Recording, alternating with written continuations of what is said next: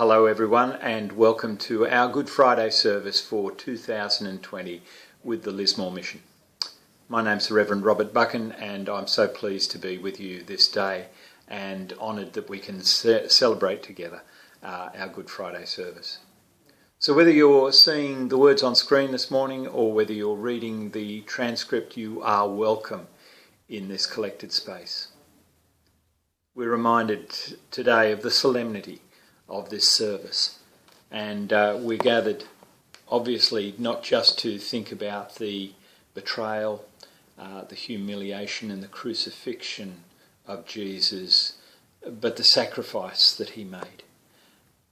And we pray that out of this service you too may be gathered anew, that your spirit may be transformed, that you may see the events of today and how they have changed the world. May we all experience not just the pathos and the loss that is Good Friday, but the promise of new beginnings for us all. Let's open in prayer. God, when our hearts ache with pain and we feel alone, especially in this space of social distancing, we long for your presence. We feel the empty longing of the psalmist and of Jesus.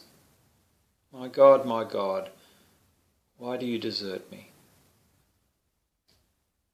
We cry desperately for help, but it does not come. We feel scorned and abused by the closest of us. Like a pack of dogs, evil people close in on us. They surround us and tear at us. Stay close to us, O God, and we will praise your power to all people. In the midst of the scattered congregation, we will praise you. Amen.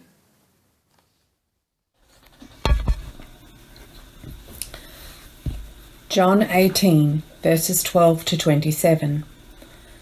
Then the detachment of soldiers with its commander and the Jewish officials arrested Jesus. They bound him and brought him first to Annas, who was the father-in-law of Caiaphas, the high priest that year.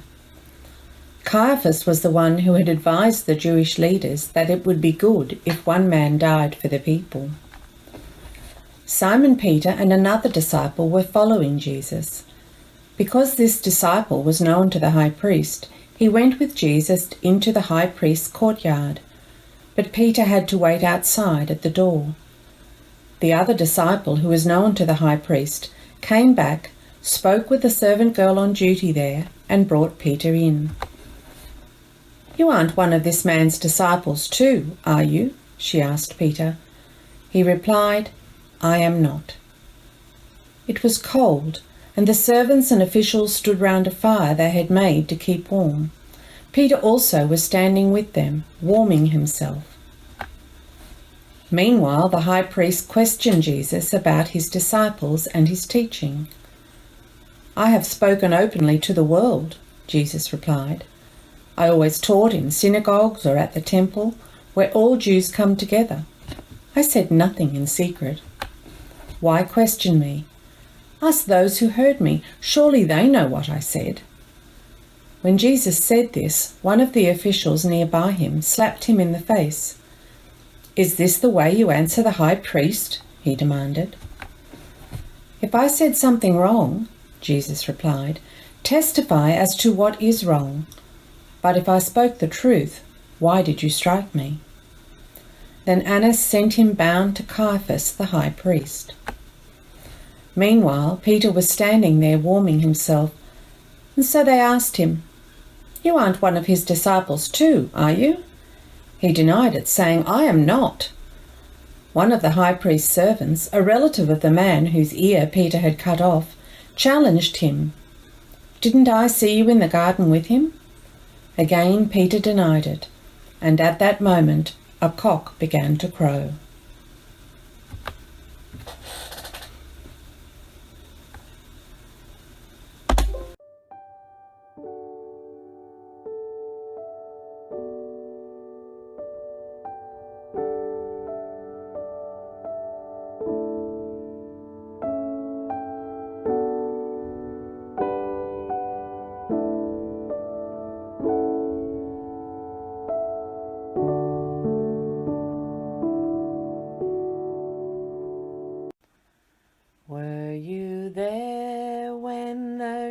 shutters all came down. Were you there when the shutters all came down? Oh,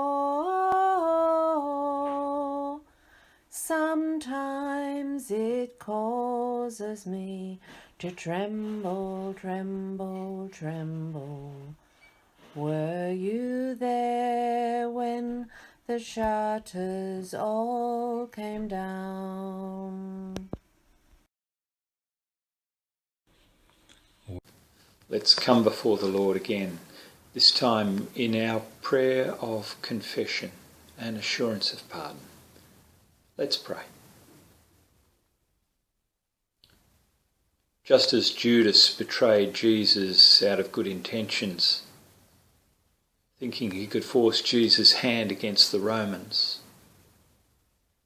we too betray Jesus out of good intentions, thinking he will take our side and fight for us. Just as Caiaphas sacrificed Jesus out of good intentions, believing it better for one man to die for the people, we too sacrifice others out of good intentions, convincing ourselves of the justness of our cause and that our actions are for the greater good. Just as Peter denied Jesus 3 times when asked if he knew the Nazarene, we too deny Jesus many times when strangers ask us about our faith. Just as Pilate washed his hands of responsibility of doing what he knew to be right, we too have condemned the innocent and let the guilty go free. Forgive us, kind Jesus, and help us to never again betray or deny you. Amen. And our assurance of pardon this day, hear the words of Jesus. Abba, Father, forgive them, for they know not what they do. Amen. We're going to sing again. Were you there? Were you there in the isolation ward? Were you there in the isolation ward? Oh, sometimes it causes me to tremble, tremble, tremble.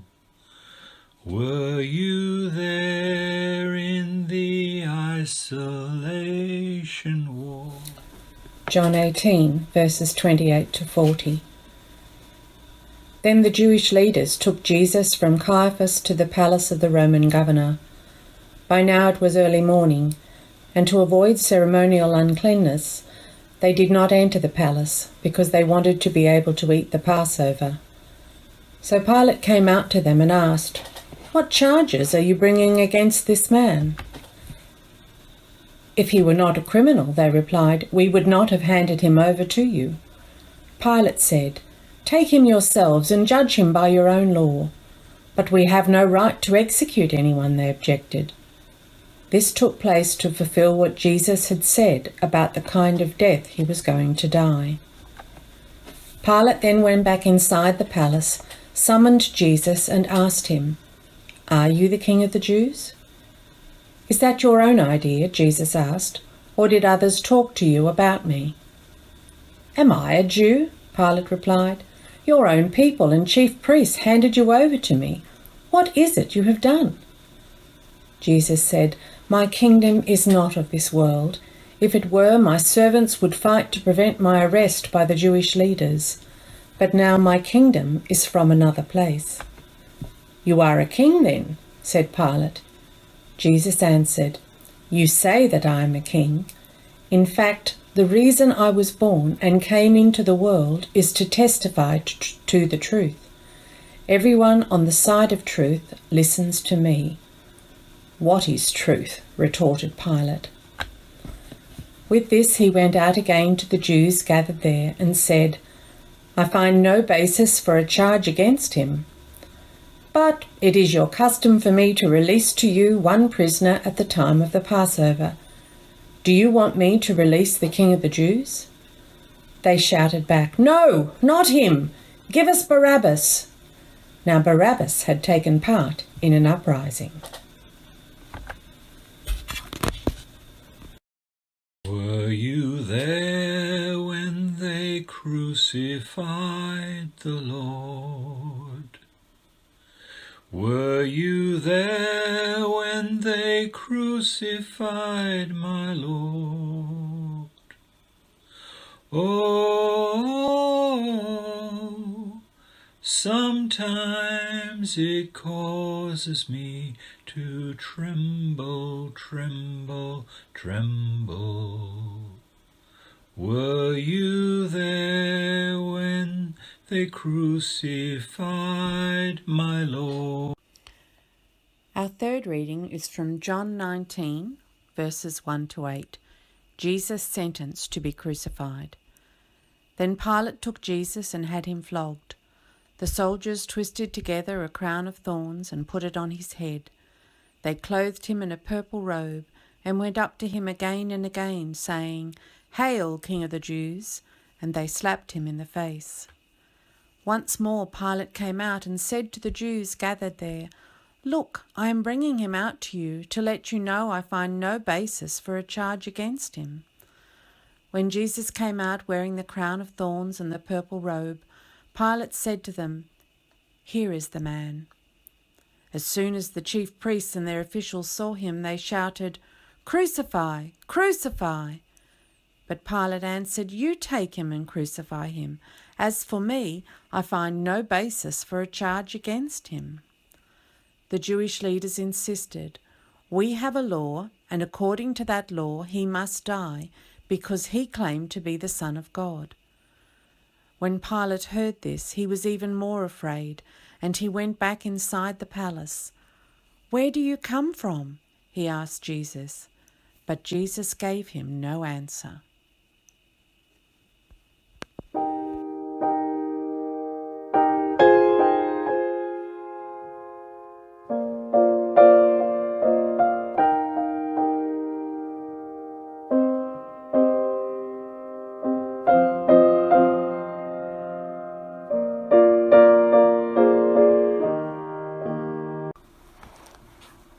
John chapter 19, verse 16 to 19. Finally Pilate handed him over to them to be crucified. So the soldiers took charge of Jesus. Carrying his own cross, he went out to the place of the skull, which in Aramaic is called Golgotha. There they crucified him, and with him 2 others, one on each side and Jesus in the middle. Pilate had a notice prepared and fastened to the cross. It read, "Jesus of Nazareth, the King of the Jews."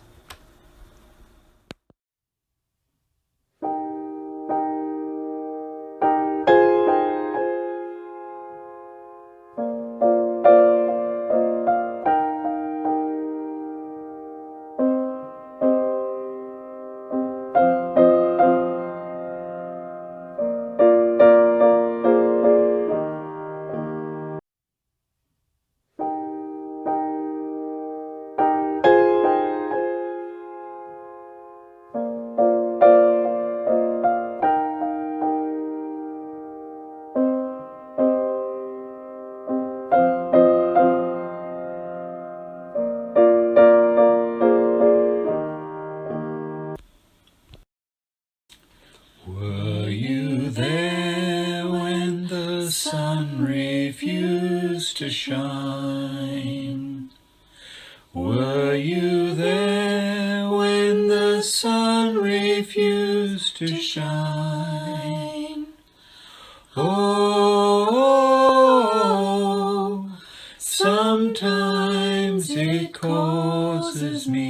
to tremble, tremble, tremble.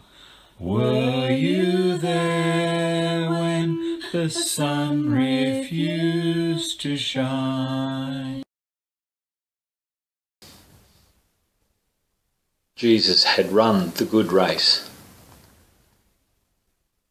But if it was such a good race, why have this sort of finish? What must it have been like for Jesus on that Good Friday? For those of you who are watching this on screen, we're going to show a short video. I want you to think and meditate about what a good finish sometimes looks like.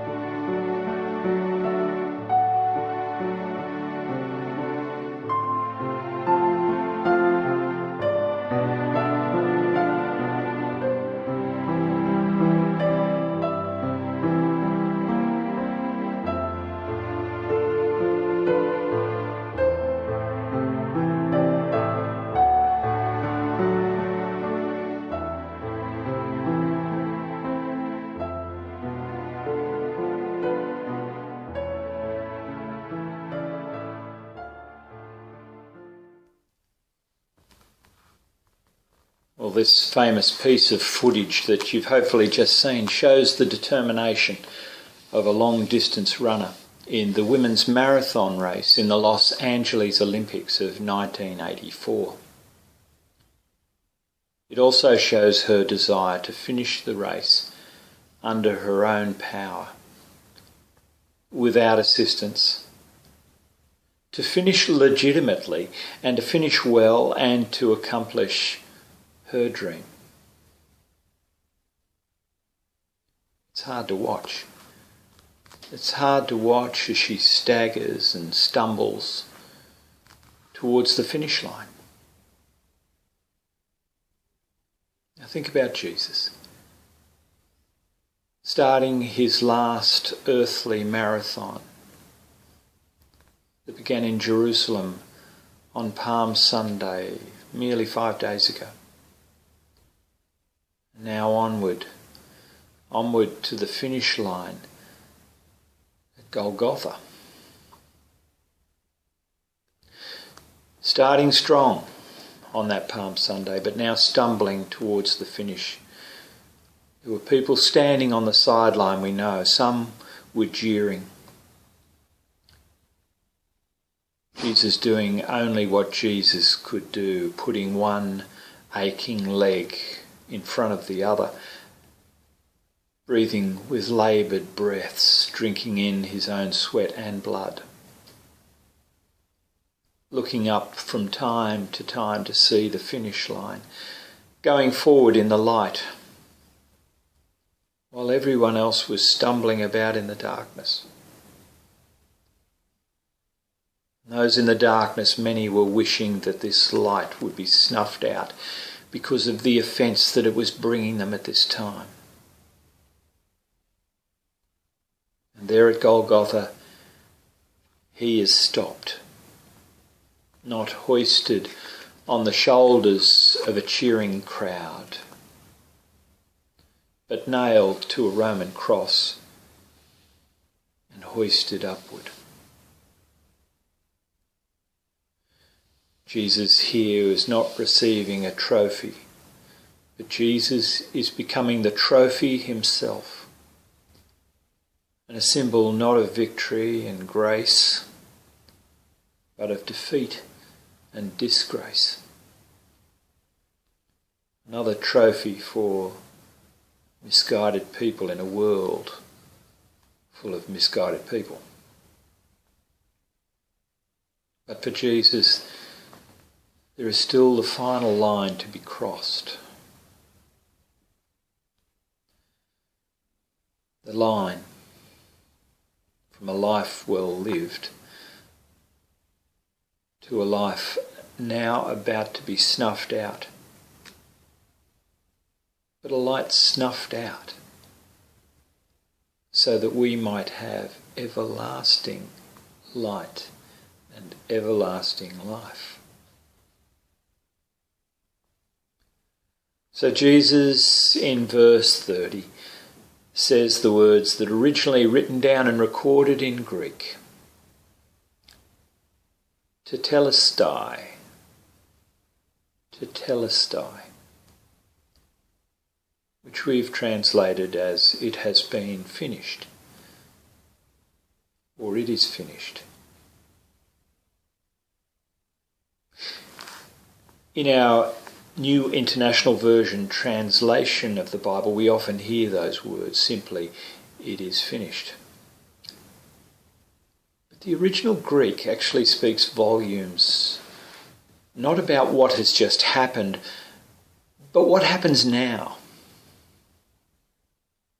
Jesus does not say, I am finished,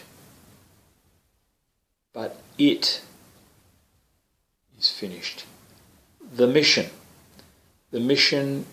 is accomplished.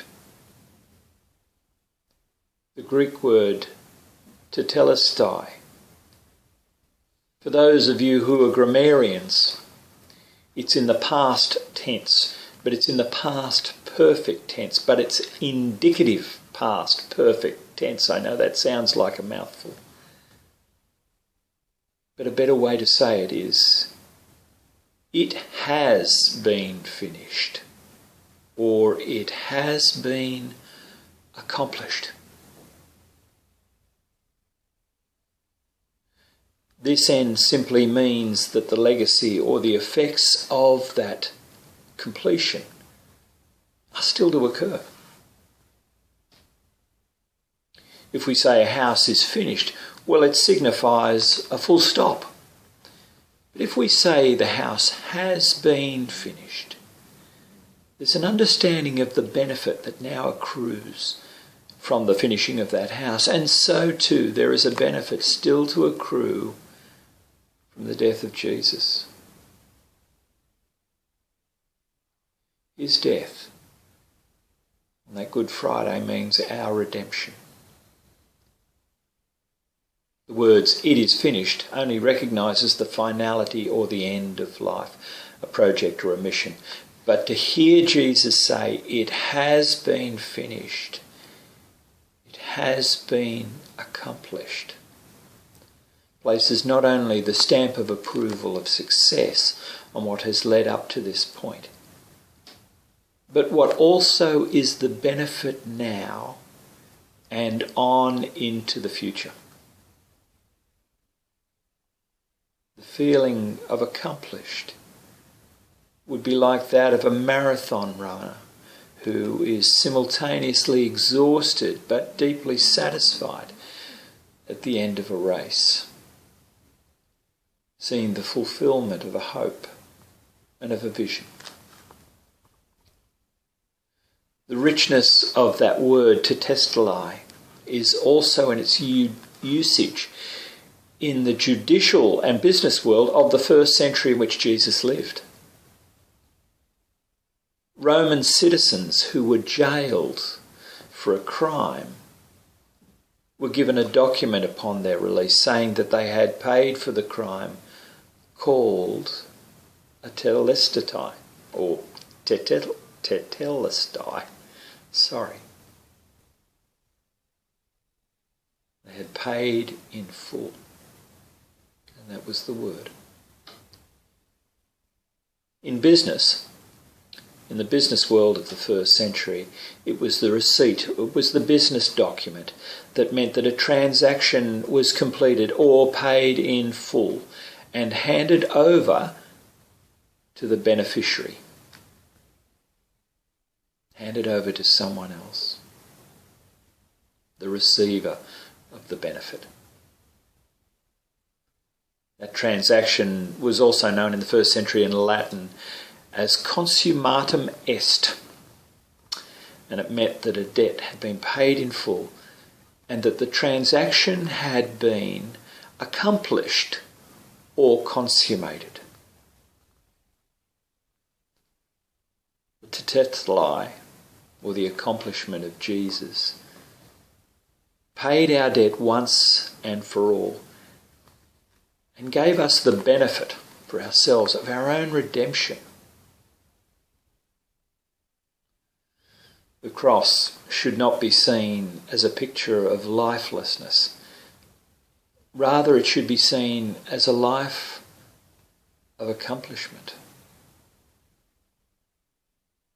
When Jesus gave up his spirit on that Good Friday, or more precisely, delivered up his spirit, he handed it to the God who was right there with him, even on that terrible Thursday night and Friday.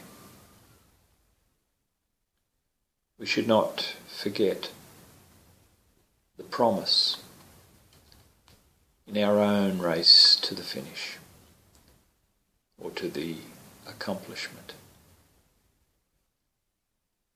Let's think now of another race that reminds us of our Father, our God, our Redeemer, our Paraclete, our support.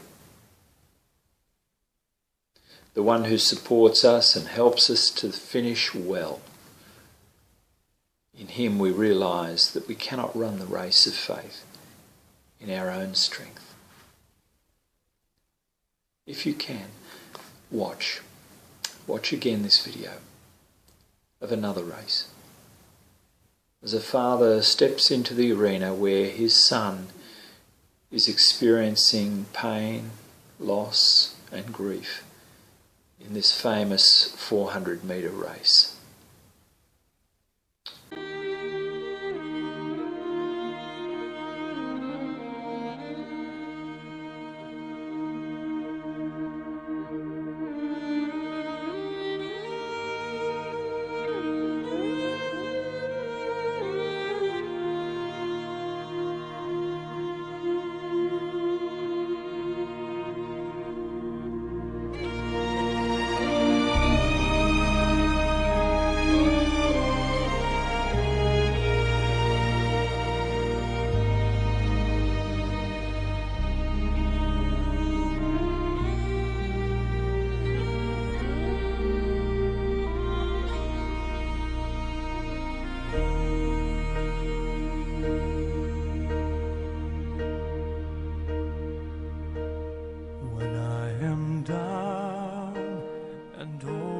soul so weary, when troubles come and my heart burdened be, then I am still and wait here in the silence until you come and sit a while with me.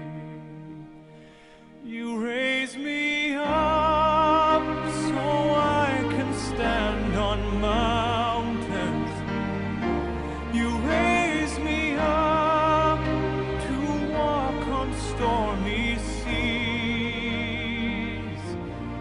I am strong when I am on your shoulders. You raise me up to more than I can be.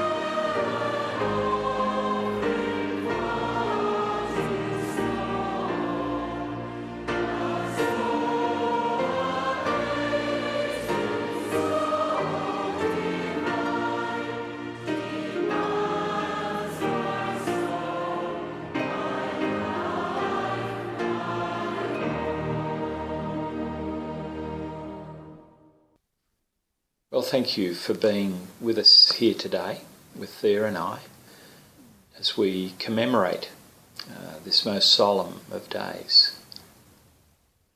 Please come back to us again on Sunday. We celebrate, when we celebrate the risen Jesus. And we look forward to catching up with you then. But for now, what I'd like to leave you with is our solemn benediction for the day. God bless each and every one of you. As we go through these next days, remember Christ, remember his loss and our loss, his pain and our pain, his isolation and our isolation. Be filled with the precious gift of his self-emptying, till we gather again to celebrate new life. And all God's waiting people say together, Amen.